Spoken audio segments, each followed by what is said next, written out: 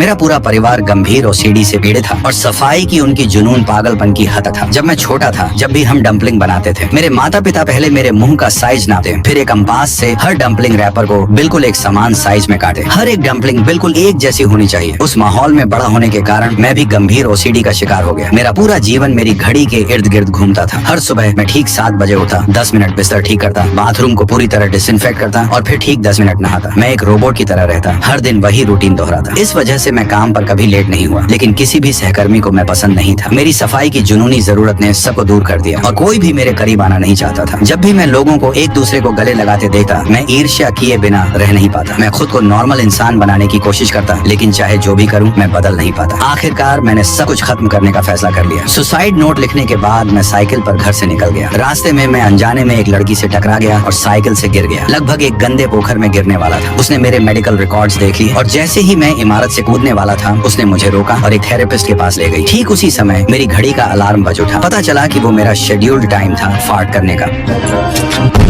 Therapist को लगा कि मेरी घड़ी ही वो चीज है जो मेरी ओसीडी को और बदतर बना रही है। बिना किसी हिचकिचाहट के उस लड़की ने वो घड़ी मुझसे छीन ली। मुझे फिर से सुसाइड करने का डर था, इसलिए उसने मुझे अपने घर ले आई। जैसे ही मैं अंदर घुसा, मैं दहल गया। उसका घर बेहद गंदा और पूरी तरह अस्त व्यस्त था। मैं अंदर कदम रखना भी नहीं चाहता था, लेकिन जब उसने मुझे अंदर बुलाया तो मैंने खुद को मजबूर किया और अंदर चला गया। बैठने से पहले मैंने सोफे पर पहले टिश्यू पेपर बिछा दिया। बाद में जब वो सो गई तो मेरी ओसीडी हावी हो गई और मैं उसके पूरे अपार्टमेंट को साफ करने से खुद को रोक नहीं पाया। उस रात बिना घड़ी के मैं सो नहीं पाया। मैंने 10,000 भेड़ें गिनी, लेकिन पूरी रात जागता रहा। अगली सुबह मैं पूरे 30 मिनट लेट हो गया। मैं काम पर भागा, सोचते हुए कि बॉस मुझे बर्बाद कर देगा। इसके बजाय उसने मुस्कुराते हुए कहा कि मुझे और ज्यादा लेट होना चाहिए। फिर उसने ऑफिस में सबको बताया। पहले तो मेरा सहकर्मी बोला, फिर सबने तालियां बजानी शुरू कर दी। ये मेरी जिंदगी में पहली बार था जब मुझे दूसरों से सच्ची गर्मजोशी महसूस हुई। मुझे पूरी तरह ठीक होने में मदद करने के लिए थेरेपिस्ट ने एक रनिंग कंपटीशन आयोजित किया, जहां सबको एक दूसरे पर पेंट फेंकने की इजाजत थी। उनका मानना था कि इससे मेरी ओसीडी पर काबू पाने में मदद मिलेगी। लेकिन सबको हैरानी हुई जब मैं हर पेंट की छींटे को बचाते हुए फिनिश लाइन पार कर गया, बिना एक बूंद पेंट भी अपने शरीर पर लगाए। सौभाग्य से थेरेपिस्ट के पास एक आखिरी तरकीब थी। उसने फिनिश लाइन पर चुपके से एक ट्रैप लगा रखा था। वो पेंट से सना हुआ शर्ट मेरे पूरे घर की इकलौती रंगीन चीज बन गई। धीरे धीरे मैं आखिरकार बदलने लगा। मैं पियानो बजाते समय दस्ताने पहनना बंद कर दिया। मैं किसी और के साथ एक ही कप से पीने लगा और अंत में मैंने उस लड़की का गले लगाना भी स्वीकार कर लिया। क्या आपको भी ऐसी ही ओसीडी की समस्या है? कमेंट्स में बताएं। वीडियो देखने के लिए धन्यवाद।